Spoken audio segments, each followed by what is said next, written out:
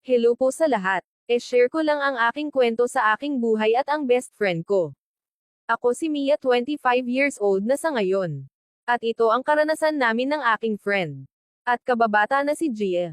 Klase-klaseng prutas ang matatagpuan sa lupain ni Ninong. Elementary pa lang kami. Hanggang high school na kagawian na palagi kaming palihim.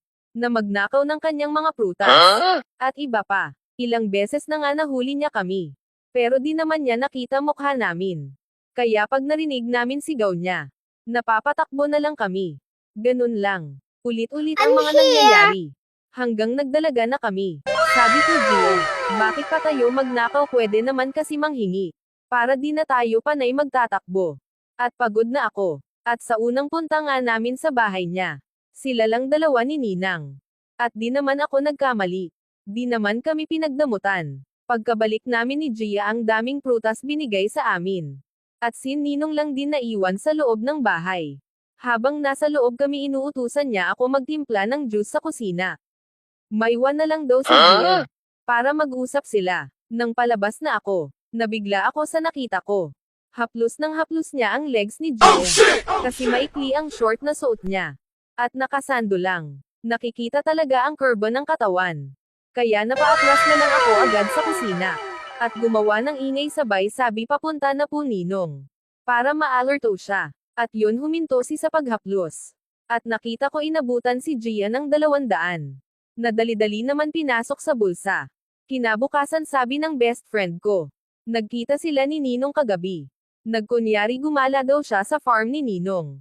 Pero ang totoo, andin sila sa kakahuyan. At doon na kinamin yun sa kanya. Palibasa maluwag ang short niya. Una na haplos-haplos pa raw. Hanggang pinasok na ni Ninong ang kamay niya sa short ni Gia. Sabi ni Gia masakit daw na masarap masyado. Lalo na kinain pa ang perlas ng silanganan. At si Ninong naman daw nagsariling sikat. Ay pagkatapos noon, binigyan siya uli ng pera 1,000. Nasundan ulit noong nagpunta kami sa bahay nila. Pero naliligo muna si Gia.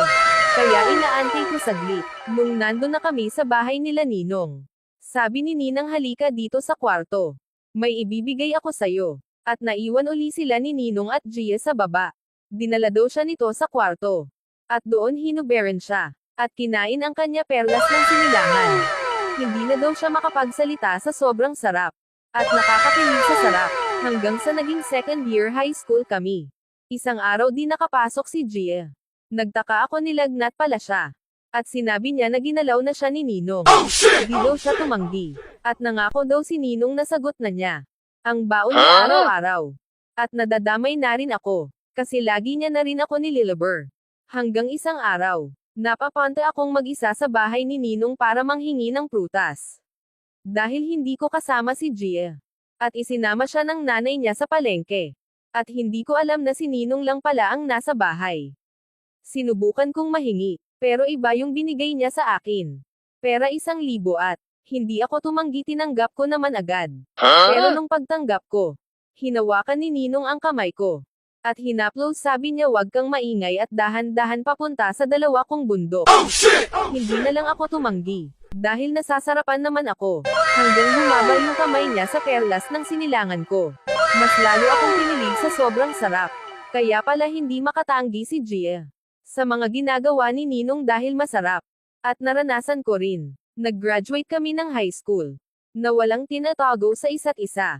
Hanggang nahinto na yung pangyayari. At sa ngayon may sariling pamilya na kami.